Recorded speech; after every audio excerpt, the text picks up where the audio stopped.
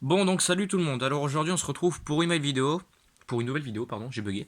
Je filme cette vidéo juste après la vidéo du redémarrage du Staub, mais je ne la mettrai pas en ligne le même jour. Je vais attendre un petit peu avant de la mettre en ligne, donc c'est pour ça qu'il y aura un décalage. Aujourd'hui on va s'attaquer à du gros dossier. Ça fait longtemps que j'ai cette machine, ça fait peut-être bien 2 ans que j'ai récupéré ça. Enfin, c'est mon père qui l'a récupéré. Là on peut voir une seringue avec une durite qui se balade. Et j'ai eu envie de me rattaquer à ce dossier, donc on va faire un petit tour de la machine. Voilà. C'est une débroussailleuse style FS90 AV de 89, il me semble. Si je me rappelle bien, le bruit métallique que vous avez entendu, c'est parce que j'étais assis sur le stove. Normalement de fabrication ratée, voilà, parce que 1980, enfin, je vois, mais l'étiquette elle a été arrachée. Donc c'est une style FS90 AV, donc des années 80.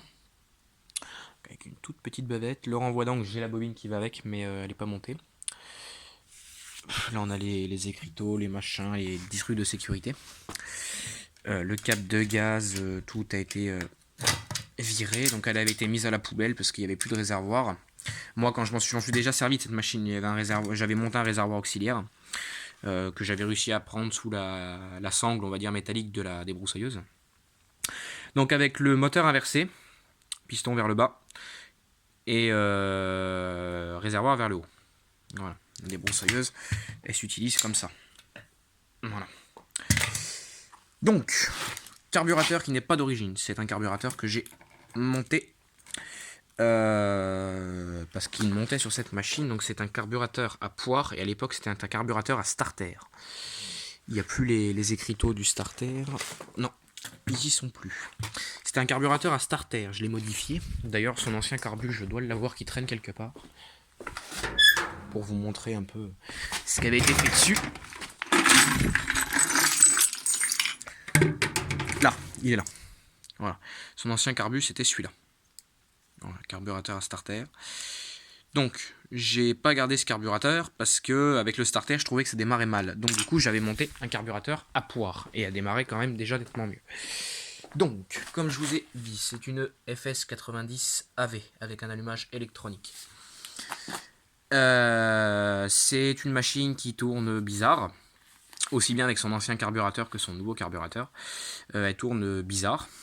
Donc, première panne. Déjà, manque de réservoir. Déjà, ça peut pas aider. Deuxième panne.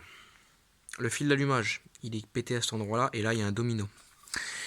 Bon. Plus la bougie, elle est pas top serrée là-dessus. J'ai mis une goutte d'essence tout à l'heure. Elle démarre. Étrangement. Donc ce qu'on va faire, c'est qu'on va enlever le moteur du châssis. C'est pour ça que j'ai enlevé au préalable les câbles. Enfin, le câble de gaz avait déjà été démonté. Et on va démonter le moteur. Je vais me mettre sur l'établi. Et on va ouvrir le moteur. Et on va inspecter ce qui traîne dedans. On va démonter le pot, démonter le carbu. Et on va vraiment démonter le moteur dans son intégralité. Donc là, une longue vidéo s'annonce. Donc déjà, dans un premier temps, il faut que je prenne une clé plate de 10. Qui est là. Et on va sortir le moteur du châssis. Donc, ouais, forcément ça passe pas, ça aurait été étonnant. On va démonter le moteur du châssis. Parce que je vais pas m'enquiquiner avec le châssis tout le long de la vidéo. Donc ça fait déjà quelques temps que je l'ai, cette machine. Ça fait... quand j'avais ma chaîne YouTube, Nathan Mécano 18, j'avais fait une vidéo dessus. Une vidéo de présentation, il me semble, et j'avais fait une vidéo sûre d'utilisation. Après, je vais me munir d'un tournevis cruciforme et je me ferai moins chier. Voilà. Le cruciforme, il est là, dans mon gros bordel d'outils. Mais bon, je m'y retrouve, donc c'est déjà pas mal. Voilà, comme ça, je m'y ferai moins chier. Et les vis, je vais les remettre tout de suite sur leurs emplacements. Comme ça, au moins, ça m'évitera de les perdre.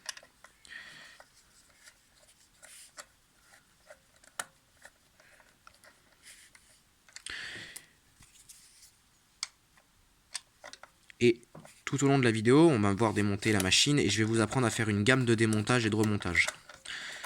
Pour ceux qui ne connaissent pas ce que c'est qu'une gamme. Pour les débutants de la mécanique, alors ceux qui font de la mécanique vraiment poussée, ils le font pas pas forcément, mais quand on apprend nous la mécanique, quand j'étais en formation, dans les débuts on faisait de la mécanique, on nous a appris à faire une gamme de remontage et de démontage. Donc je vais vous expliquer ce que c'est qu'une gamme de démontage et de remontage tout au long de cette vidéo.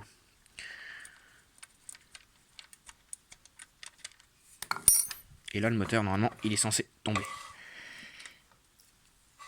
Mais il va pas tomber. Alors attendez, je vous cale 2 minutes. Le temps que je sorte la tige. Allez, bon Dieu. Ça y est. Ça y est, c'est sorti. Hop. Voilà. Je vais remettre mes vis tout de suite sur le moteur. Comme ça, je ne vais rien perdre et je serai tranquille.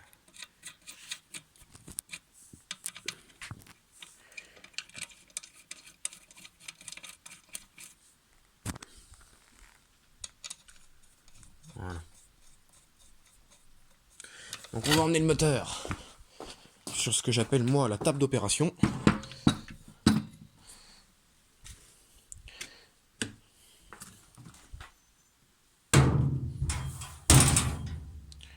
Voilà. Je vais vous caler près de moi, de préférence.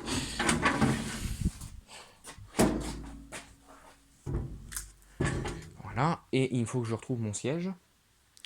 J'ai un petit siège de pêche qui est je ne sais où. Il doit être dans le coin, non, il est là.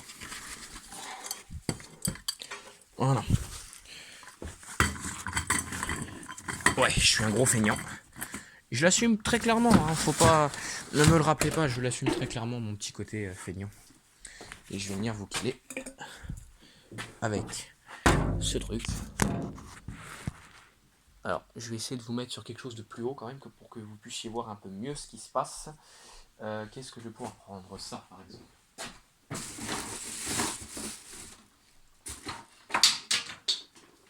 On ne va pas plus bas.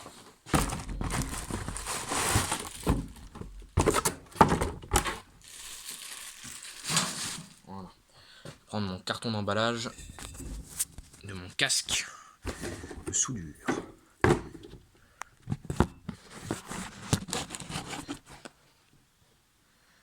Voilà. Et on va commencer à démonter le moteur. Donc bon, pas besoin d'outils trop compliqués. Tournevis cruciforme et clé plate de 10 suffiront pratiquement tout le long de la vidéo. Pratiquement, j'ai bien dit.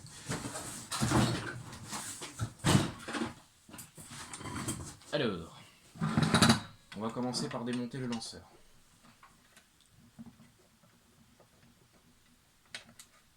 Donc on récupère bien les vis.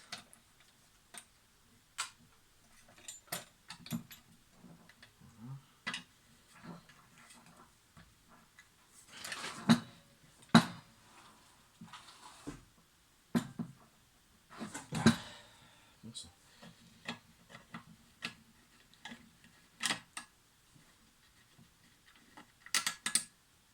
Alors là, il faut faire attention parce que là, on a le support du câble de gaz. Donc il va falloir faire attention. Je vais le lever, ce sera peut-être plus simple.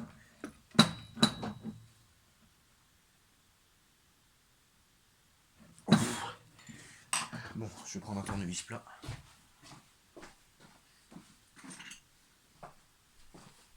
Parce que j'ai mon tournevis à frapper, mais vu que c'est de l'aluminium, j'ai pas trop envie de cogner là-dessus. Parce que j'ai pas envie de tout casser. Oh, mon Dieu!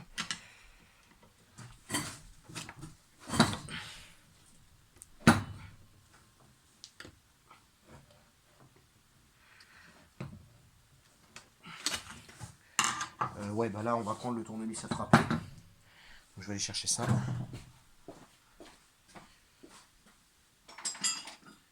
tournevis, il est là.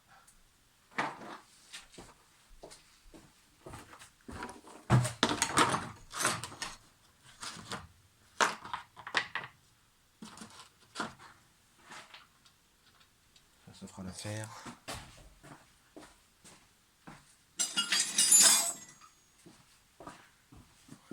Alors là, attention au bruit, c'est plus la même chose.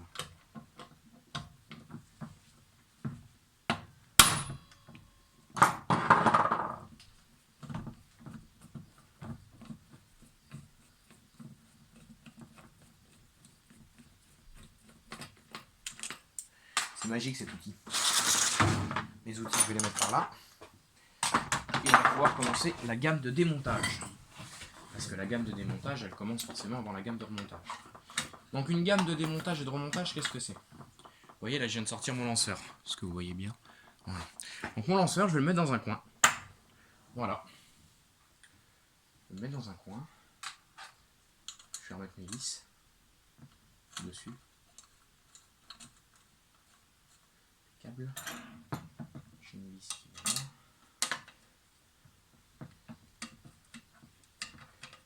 Moi je remets les vis pour être sûr que je ne perde rien. Une gamme de démontage, en fait, ce que c'est quand à chaque fois on va démonter une pièce, donc on va démonter les pièces par ordre chronologique. On va démonter d'abord les choses les plus accessibles. On les met, j'ai démonté le lanceur. Après, par exemple, je vais m'attaquer à la grille de pot d'échappement et du pot d'échappement. Donc, à côté du lanceur, je mettrai ma grille de pot et mon pot d'échappement. Comme ça, quand on va repartir dans le sens inverse pour remonter le moteur, on va repartir. Admettons, la dernière chose qu'on aura démontée sur la machine, je vais vous dire, le piston, on va l'avoir séparé de la bielle. Donc on aura la bielle, enfin le piston et la bielle. Donc comme ça, hop, on part du piston, on remonte sur la bielle. La bielle, vilebrequin, on remet en place dans le moteur. Hop, on referme les carters, etc. etc. Voilà. Donc c'est une petite astuce que je vous donne pour ceux qui débutent un peu dans la mécanique pour pas se mélanger les pinceaux. Mais moi vous voyez que je ne la fais pas, j'en fais plus de gamme de démontage. Là je vais vous en faire une pour que vous puissiez comprendre le fonctionnement tout au long de cette vidéo. Moi j'en fais plus parce que vous voyez ma Iseki YB301 qui est là, elle est entièrement démontée et voilà. Alors là c'est un peu, ouais j'avais une vis à sortir à ce moment-là, qui est une vis de 8 mm. Donc là il faut que je me munisse de montée et d'une douille de 8.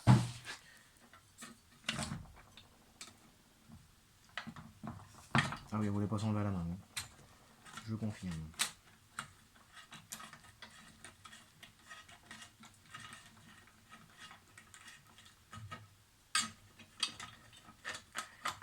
C'est assez intéressant de travailler sur des machines comme ça. Hop, je mets ça à côté. Parce que c'est vraiment de la vieille machine. Et on n'en trouve plus beaucoup. C'est assez marrant de travailler là-dessus. Alors je crois que je me suis trompé de vis par contre. Moi, ce qui me semble, je me suis trompé de vis.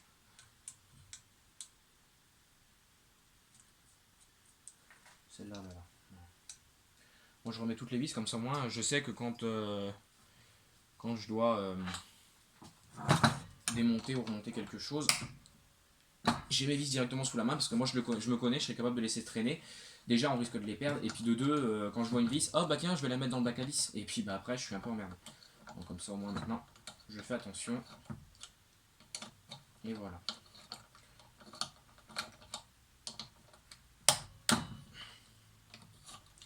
Bon, alors il y a plein de corrosion, il y a de la rouille et tout, mais j'ai de la chance, ça vient tout seul.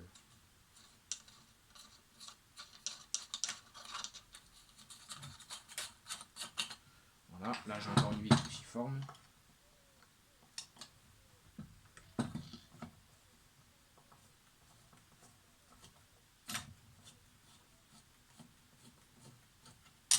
Donc là on a un joint. Bon moi vous voyez il se décolle. Mais quand les joints veulent pas se décoller, laissez-les dessus. Parce que s'ils veulent pas se décoller et que vous cherchez quand même à les décoller, bon s'ils sont trop pourris, qu'il y a une partie qui est venue et que l'autre partie s'est déchirée et qu'elle est collée, ouais vous pouvez les enlever quand même. Mais si le joint il est pas endommagé et qu'il ne veut pas venir, ça sert à rien de tirer dessus. Parce que si vous allez tirer dessus, vous risquez de le péter. Et de le péter officiellement.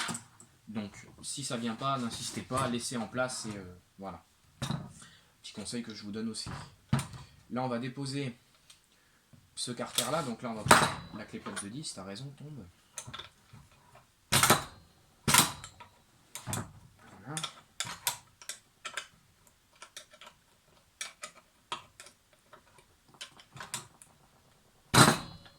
Attendez, est-ce que je vais tout casser si je fais comme ça? J'ai déjà fait un pré-desserrage sur mes genoux, ça craint pour rien.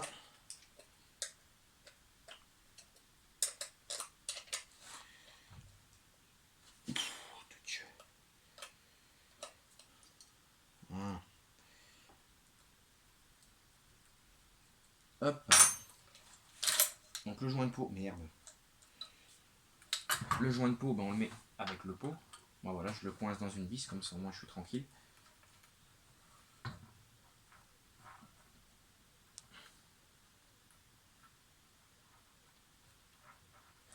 Donc je rappelle pour information que ça c'est un moteur 2 temps.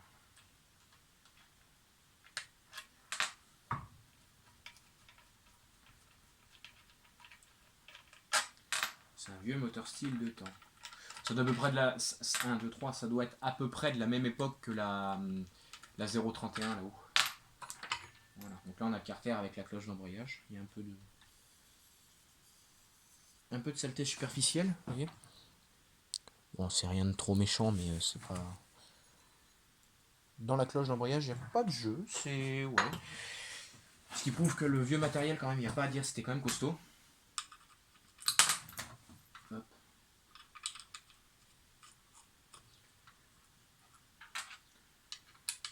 Il n'y a pas à dire, le vieux matériel, on avait de la mécanique à l'époque. Parce que les nouveaux moteurs, est-ce que ça durera vraiment dans le temps? Alors que ça, vous voyez, c'est encore vivant. Alors c'est vivant, oui, c'est en phase de mort, oui, parce que c'est usé, mais c'est. Ah ouais, puis le piston, ouais, il est. Alors le moteur, il est pas bloqué, vous voyez, avec le moteur tourne. Ça comprime et en fait, c'est une machine que j'avais essayé de serrer. En fait, j'avais fait à l'époque parce que bah, vu que j'avais acheté la Sparta, je m'en foutais un peu. J'avais essayé de la serrer et en fait, bah, j'y ai pas réussi. En fait, littéralement, j'ai pas réussi à la serrer. Donc bon, on va démonter le filtre à air. Alors le filtre à air, je sais même plus s'il y en a ou s'il y en a un. Je crois que j'avais peut-être refait un petit bloc avec de la mousse. De la mousse de filtre d'air justement dans un bloc opératoire dans un hôpital. J'avais récupéré des grands blocs de mousse parce que bah, les filtres ils avaient servi, même que la mousse était très propre, il échange. Donc du coup ben, je récupérais la mousse et puis ben, je pouvais faire des filtres à air avec. Non, j'ai filtre à air d'origine. Et là j'ai une mousse un peu usée, qui elle pour le coup elle est usée celle-là. C'est pas trop grave. Tombe pas.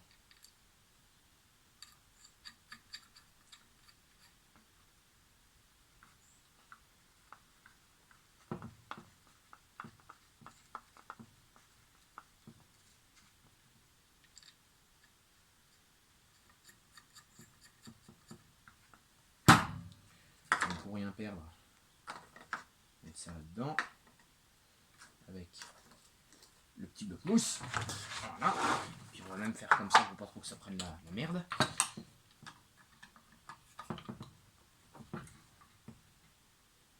Ouais, donc les vis elles sont matées au possible.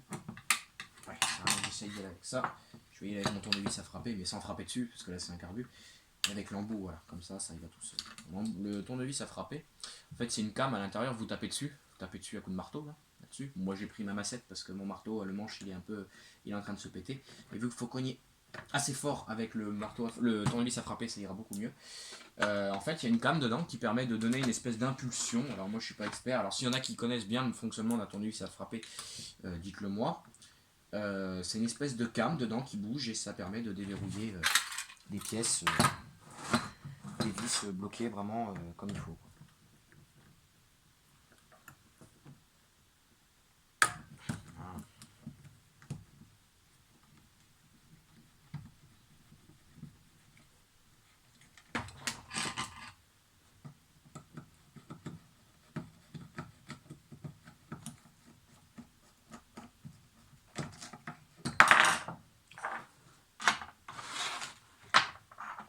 Voilà. On va démonter la pipe d'émission.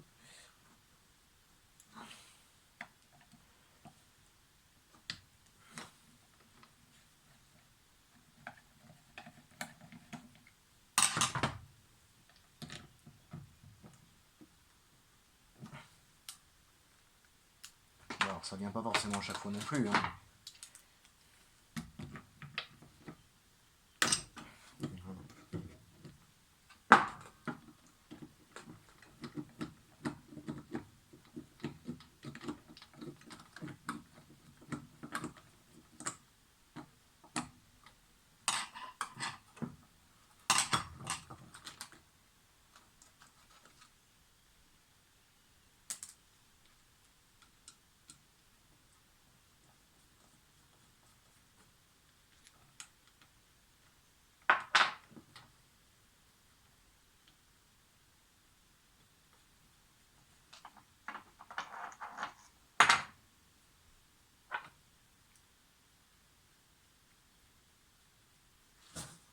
vis, comme ça au moins on est sûr de rien perdre. Ah oui, alors ça faut faire attention, c'est le truc du starter ça.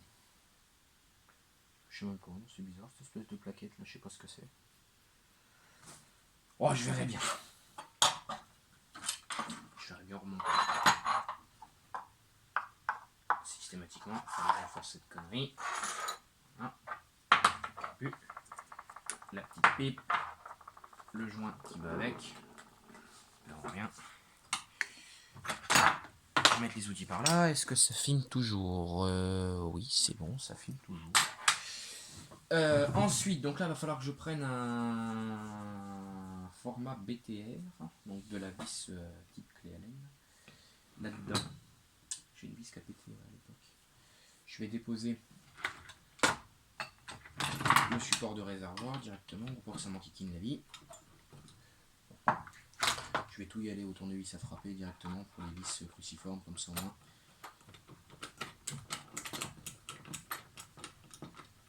Donc un tournevis à frapper n'est pas un tournevis comme les tournevis à cliquer. On a des tournevis qui sont munis de cliquet, ça fait comme une clé appliquée. Hein. Mais là non, c'est pas des trucs où on tourne et ça se déclipse et compagnie. Non, non, là on part vraiment sur une cam à l'intérieur et c'est un tournevis classique.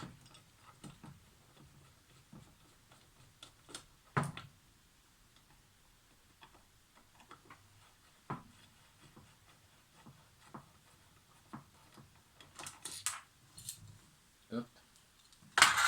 Même pas tombé, vous avez vu le réflexe un peu. Donc on se rend compte au final quand on dépouille toutes les outils, donc le pot, le lanceur, le carter d'embrayage, le carbu, la pipe, etc., etc. On se rend compte qu'en fait un moteur de débroussailleuse ou tronçonneuse, en fait c'est tout petit. Hein. C'est pas très très gros. Hein. Bon, les vis, ça sert à rien de les serrer à fond. Moi je les serre à fond pour être sûr qu'elles soient prises dans les filets, qu'elles ne bougent pas. Ça, il va falloir que je munisse une clé de 13 et après les formats BTR. Je vais prendre un gros tournevis et je vais déverrouiller cet écrou. Et puis après, je vais prendre les formats BTR et je vais tourner. Je vais enlever toutes mes vis. Donc je vais aller chercher mon tournevis avec mon embout.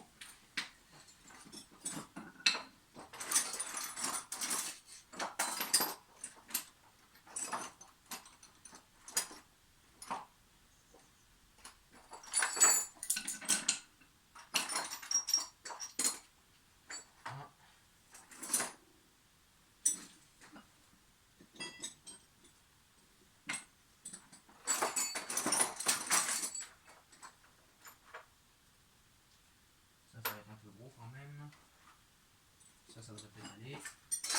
Et j'ai dit une clé plate de 13.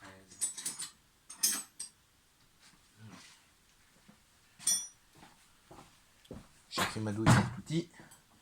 C'est bien du 13, hein, je suis d'accord. Ouais, c'est bon. Et normalement, cet embout-là, il devrait y aller de mémoire. Bingo.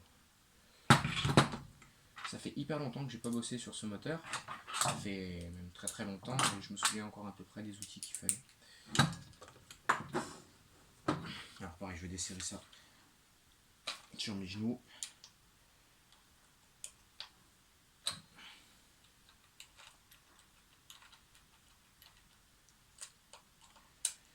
Alors ça, quand ça fait ça, ça m'énerve que les douilles restent coincées là-dedans.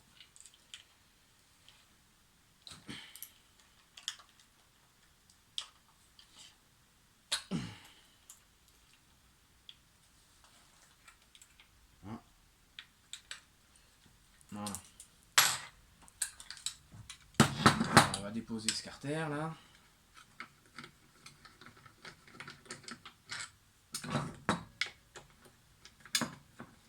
Donc ça c'est le carter où l'allumage est fixé derrière.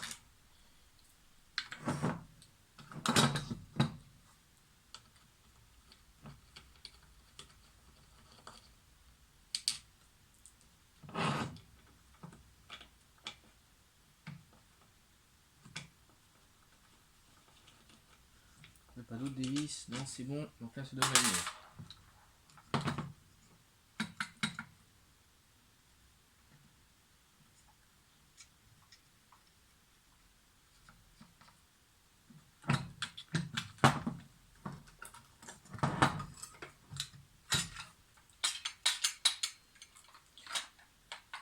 Alors j'ai un pion de calage qui va pas se laisser faire, bien évidemment.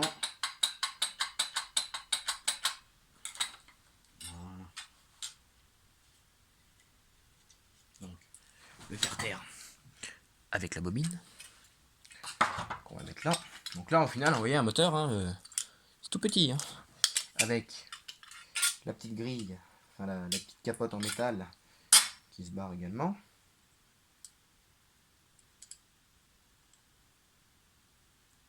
Après, il va falloir que je prenne une clé de 17 ou de 19 pour démonter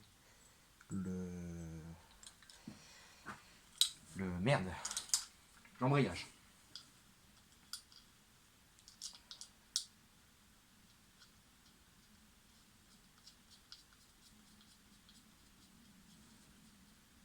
Hop, je remets bien toutes mes vis à leur place. Bien évidemment, je suis côté aimant, histoire que la vis elle colle quand j'essaye de le mettre en place.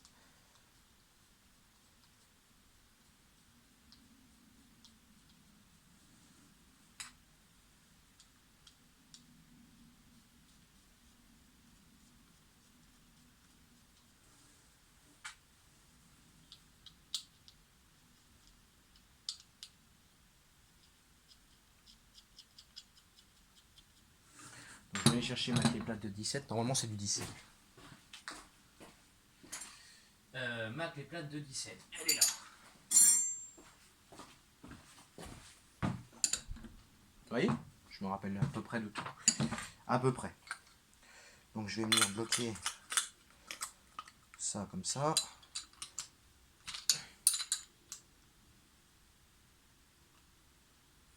Alors là, il y a problème par contre, parce qu'il y a tout qui tourne.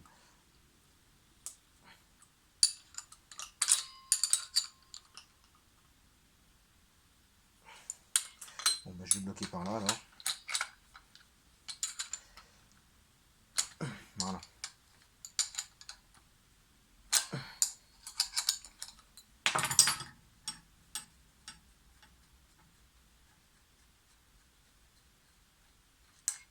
Donc voilà comment se présente une vis d'embrayage de débroussailleuse. Vous voyez? Voilà.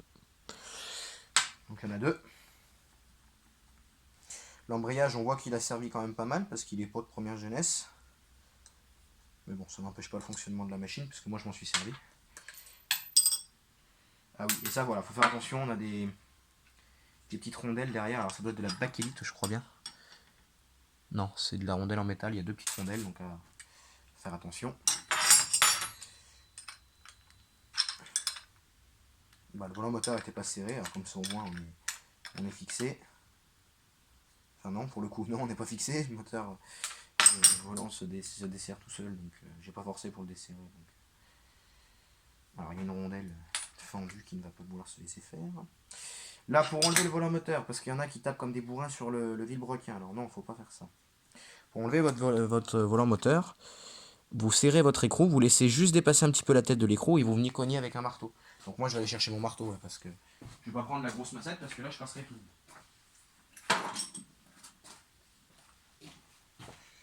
Donc on prend le truc, on fait un levier avec un tournevis et on cogne. Voilà. Et là votre volant il est enlevé. Vous voyez? Sans peiner. On fait bien attention à la clavette. Moi elle n'a pas l'air de vouloir sortir. Mais je vais l'enlever quand même parce que je serais bien susceptible de la perdre. Je l'ai eu. Et ensuite on remet bien la visserie. Clac. Clac. L'embrayage on le met de côté. On prend le volant, une petite rondelle, on revisse.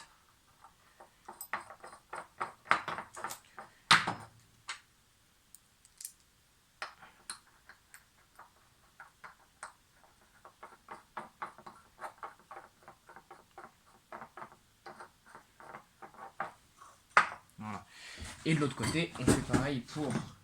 Ça c'est la cloche pour le lanceur, donc je vais venir bloquer ma cloche avec un tournevis. Alors pour filmer en même temps, je suis désolé, mais c'est un peu le bordel. Et je vais venir desserrer gentiment mon écrou. Donc ça doit être claveté aussi, je pense. Ouais, il y a une clavette, effectivement. Pareil, vous voyez, mon tournevis, un démon de pneu, on fait appui et on cogne sur l'écrou.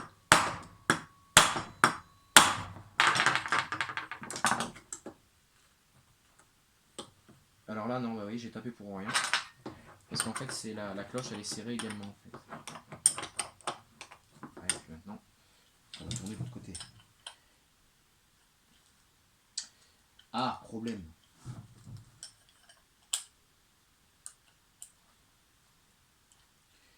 Bon, alors attendez, comment je vais faire pour bloquer la rotation? Je vais faire comme ça.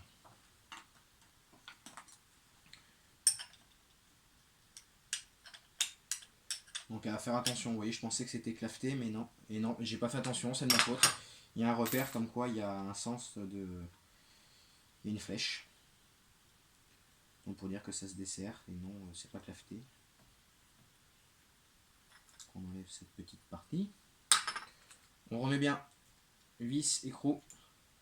Enfin, le rondelle écrou, pardon, excusez-moi. Pourquoi j'ai mis, je sais pas.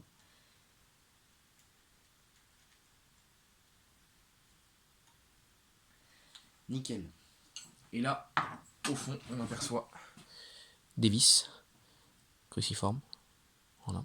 Et qui vont m'ouvrir le moteur en deux. Mais déjà, avant d'ouvrir le moteur en deux, il faut que j'enlève le cylindre piston. Enfin, il faut que j'enlève déjà le cylindre par rapport au piston et au reste du bas moteur de la machine. Donc, je vais desserrer les vis.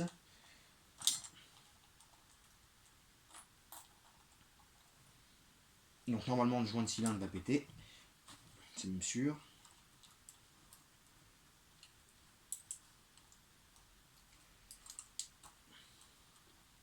Donc je m'attaque à cette machine, c'est juste pour le fun, hein, parce que cette machine, je vais la remettre en route, ouais, comme il faut, je vais essayer de refaire des câblages propres, machin, etc. Mais c'est juste pour le fun, hein, que je fais ça, hein. C'est pas pour faire une machine qui va fonctionner du feu de Dieu comme à sa sortie d'usine, hein. Non, c'est juste histoire de m'éclater un petit peu, et vous proposer du contenu, et vous montrer un peu comment ça fonctionne, etc. Et là, j'ai failli oublier la clavette. Donc ce que je fais les clavettes, je les colle sur mon volant. Voilà.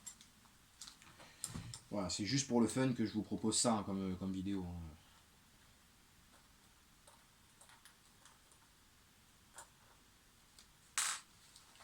C'est pour m'éclater, c'est pour que vous puissiez voir un peu comment ça se passe quand on fait vraiment de la vraie mécanique pour des machines qui vont elles resservir.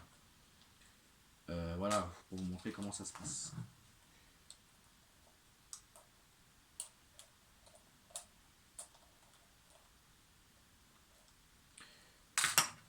J'ai enlevé mes vis. Moment de vérité. Ah! Alors, le cylindre.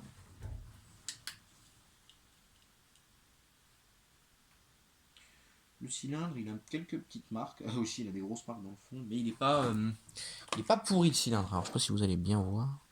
Si je fais ça, par exemple. Vous voyez pas grand chose. Par contre, le piston, oui, c'est plus la même chanson du tout. Le piston, il est rayé. Et oui. Oui, il y a une belle marque. Vous allez voir, il y a une... Non, attendez, je vais essayer autre chose. Merde. Voilà. Faut voir que le piston, lui, ça brille parce que c'est humide. Ça devrait peut-être un peu moins briller, là. On voit les belles balafres qu'elle a bouffées, cette pauvre machine. Le piston, il est un peu grêlé. Je vais laisser le flash, comme ça, au moins. Alors, pareil. Le joint de moteur. Le joint de moteur, vous voyez, il est collé. Il veut pas se décoller, donc je le laisse en place. Par contre, je remets les vis. Merde.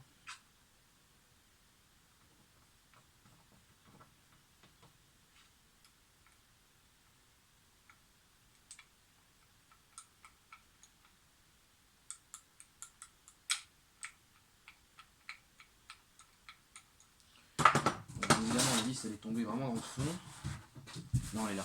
Elle est juste au bord. J'ai de la chance. Je l'ai.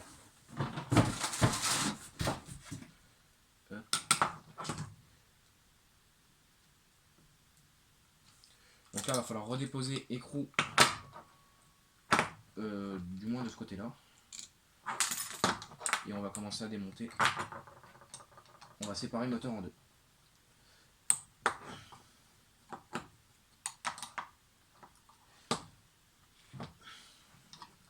nue.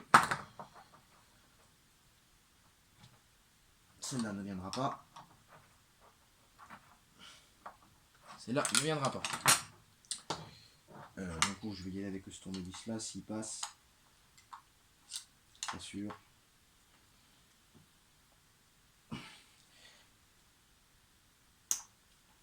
Là, c'est venu.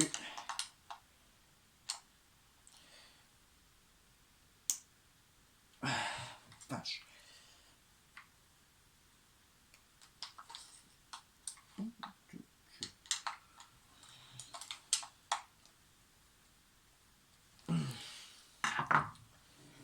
Ah bon. Bon, alors attendez, on va déjà enlever les vis qui elles sont venues. Alors, je me suis défoncé le doigt ce matin et ça me brûle un peu.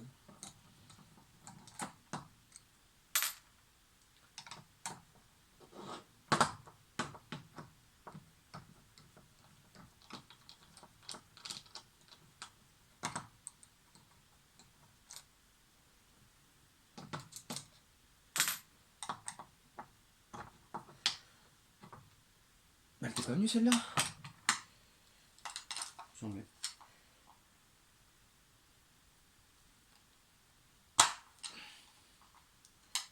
Alors, faut que je prenne un tournevis plus fin parce que ça passe pas. Mais un tournevis plus fin, ça va être compliqué.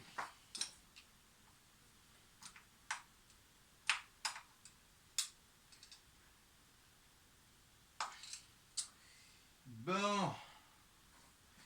Problème. Mais à tout problème, il y a une solution.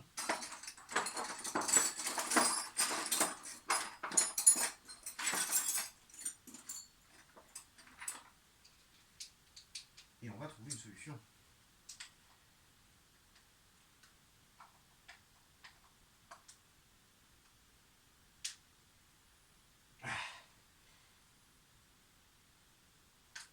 Celle-là, elle va pas se laisser faire. Celle-là, elle est venue.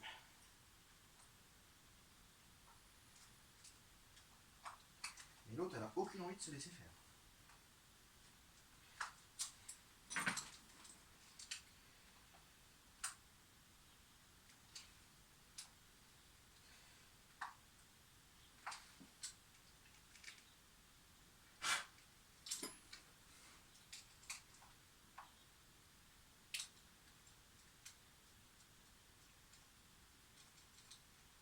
Je vais démonter ça.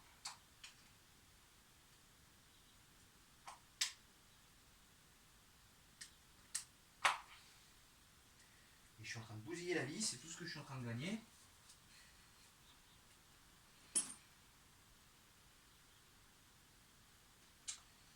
Comment je vais faire? Parce que là, elle a vraiment aucune envie de se décoller.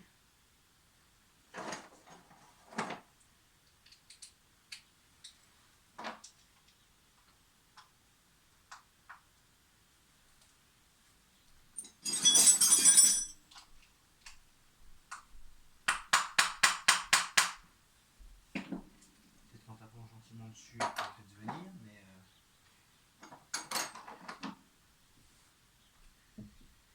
Bon, comment je vais me débrouiller pour sortir ça de là-dedans? Parce que là, c'est galère. Là, je vais pas vous mentir que c'est un peu la merde. Un peu beaucoup, même. Oui, j'ai pas un embout plus fin. Ah bah si, voilà. Je vais trouver avec ça.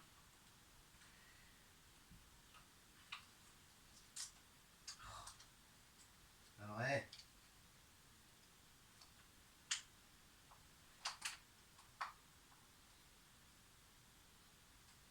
Ah bah non, même avec ça, ça viendra pas. Hein. Bon, comment on va se débrouiller pour sortir ça de là-dedans? Parce que là, il y a encore un coup à faire. On va essayer autrement. Alors, je suis désolé, je vous abandonne un petit peu. Le temps que j'arrive à déverrouiller cette bon sang de vis.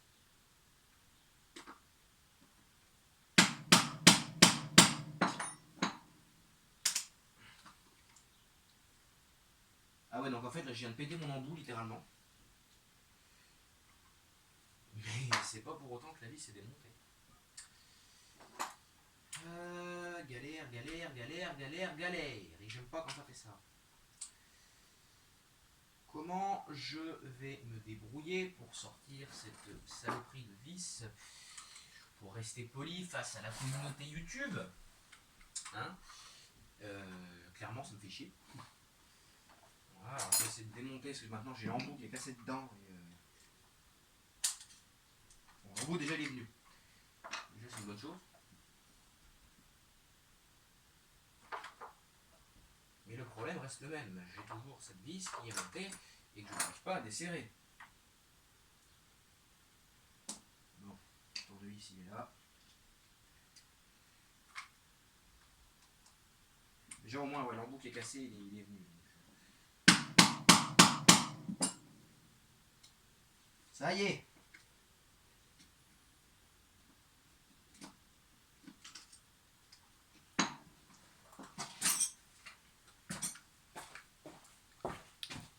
Ça fume toujours, c'est bon. C'est quoi ce bruit métallique sur une rondelle? Je sais pas ça.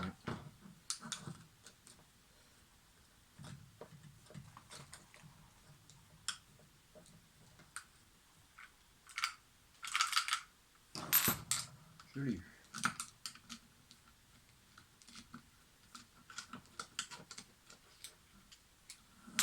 La vis elle est un peu défoncée, je sais pas si vous allez la voir.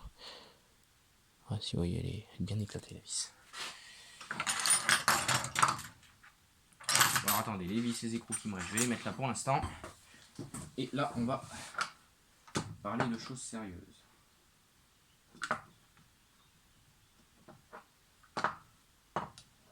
Donc là, il va falloir être très précautionneux. Parce que oui, forcément, le joint de cylindre, je voulais pas le sortir, mais je vais pas avoir le choix. Voilà, je l'ai cassé. Voilà. Vous voyez ce que je vous disais quand les joints sont collés?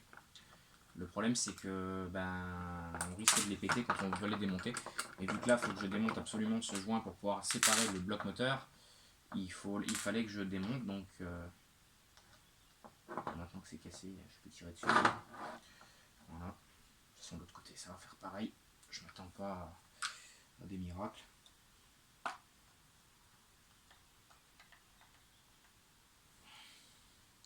Et là, pareil, on va remonter l'écrou. Pour séparer le moteur, on va cogner gentiment dessus.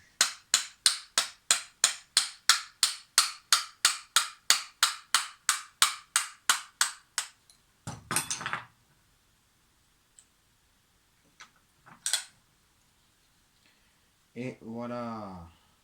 Alors les roulements sont grippés.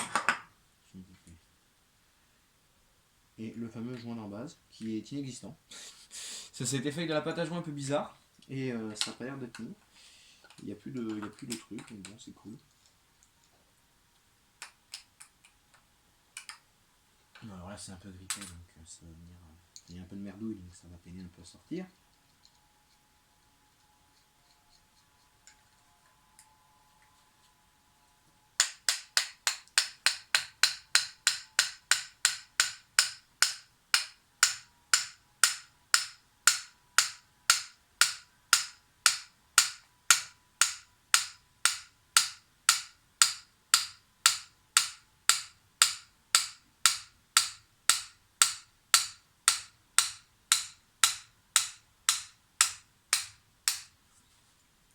Donc ça sert à rien de taper comme des sourds sur le vilebrequin. Vous voyez, moi je donne que des petits coups, ça vient tout seul.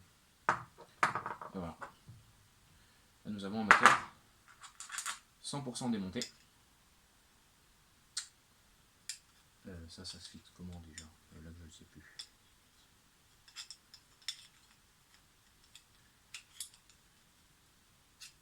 Ah bah. Oui, je vais le fixer. Oh, je sais plus. Bon, je vais le fixer comme ça pour l'instant, parce que c'est pas urgent qu'il soit monté vraiment comme il faut, machin.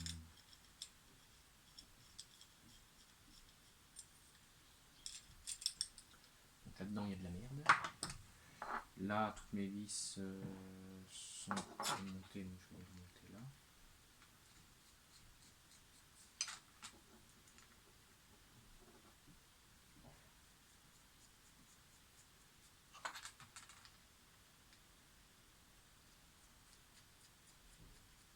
voilà la panne, pourquoi elle tournait bizarre.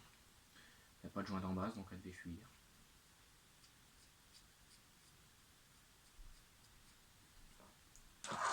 Comme on dit dans le jargon, il ne faut pas chercher midi à 14 h.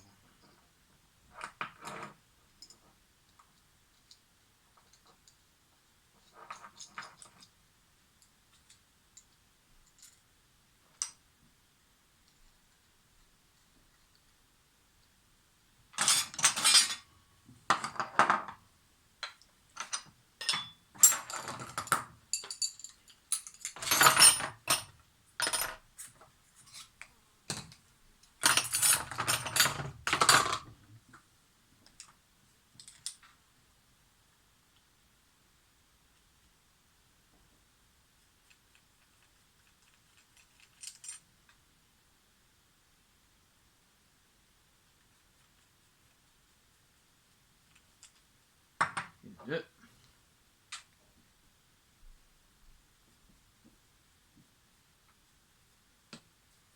3.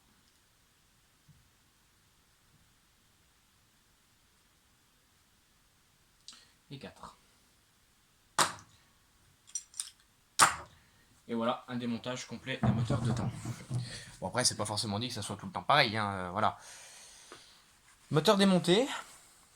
Donc, je vais m'amuser à nettoyer toutes les vis, toutes les pièces mécaniques. Nettoyer un peu toutes les merdes, démonter le carbure, mettre un kit membrane que je vais trouver. Et puis refaire un faisceau d'allumage correct en bonne et due forme, parce que là, le faisceau avec des dominos, non, ça on fait pas ça. Et puis bah après, quand je m'attaquerai un peu à ce moteur, je vous tiendrai informé quoi qu'il arrive. Enfin voilà, au moins vous aurez vu comment ça se passe pour un moteur de temps. Vous voyez que c'est très rapide, hein, il n'y en a pas pour 107 ans. C'est pas très compliqué, c'est pas de la mécanique compliquée, c'est de la mécanique on va dire de précision, donc faut faire un peu attention à ce qu'on fait. Et puis voilà. Donc bon, je vous le redis encore une fois, cette vidéo est tournée le jour où le Stop PPX6 a redémarré. En même temps que je vous ai fait la vidéo, je vous l'ai tournée juste après. Mais je ne mettrai pas en ligne cette vidéo le jour même. Voilà. Donc bon, moi sur ce, je vous abandonne officiellement pour aujourd'hui sur cette vidéo. Et je vous dis à très bientôt pour de nouvelles aventures. Peut-être sur le moteur de la Steel FS90 AV. Allez, salut tout le monde!